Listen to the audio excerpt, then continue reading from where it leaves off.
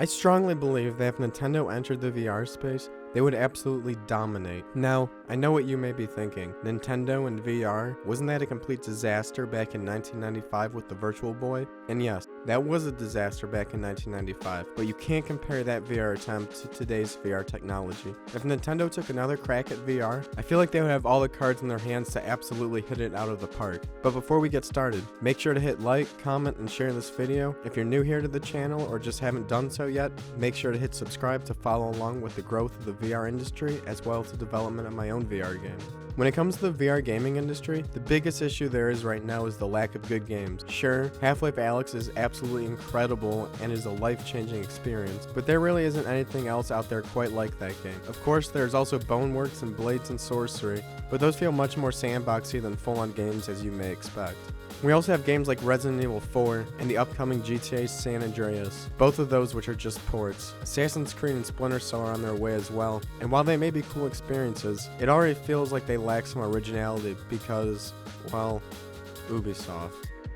For VR gaming, there's a huge lack of games. VR tech, even in today's state, is pretty incredible. Studios don't want to make games because the market is so small, but the market is small because there are no good games, and it becomes stuck in this weird cycle. I believe that Nintendo is already in the position to enter the VR gaming space, and if they do, they would absolutely dominate, and Facebook or Meta or whatever you're calling them won't stand a chance.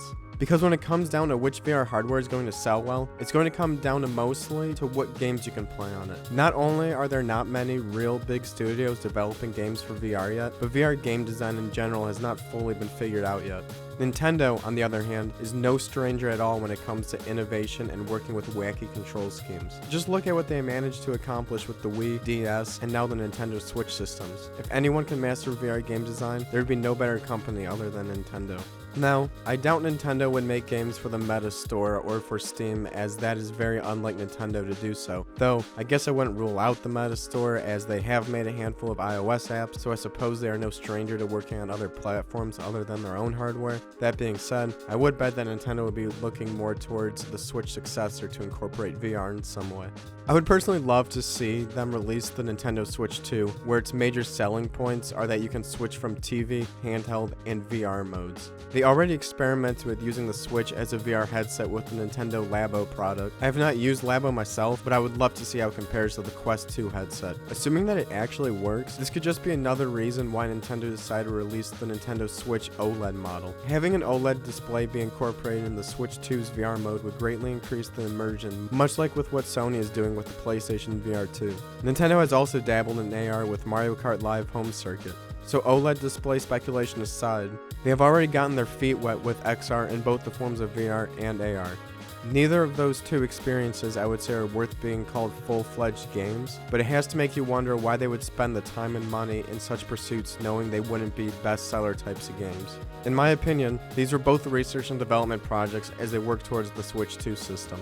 If the Switch 2 does incorporate VR as one of the major gaming pillars the device offers, that would be absolutely massive for the VR gaming industry. Suddenly, all of Nintendo's best IPs would be candidates for VR titles. Imagine Mario Galaxy 3 where you can fly around in space, or Luigi's Mansion 4 considering Ghostbusters was just considered a major announcement for the Quest platform. The Legend of Zelda would be an absolutely incredible experience to have, as Nintendo is so good at creating puzzles, so I'm sure they would be able to create a killer adventure game. Animal Crossing alone could end up becoming the one and only true metaverse we've all been waiting for, and I'm sure Splatoon would be a major hit in VR as well.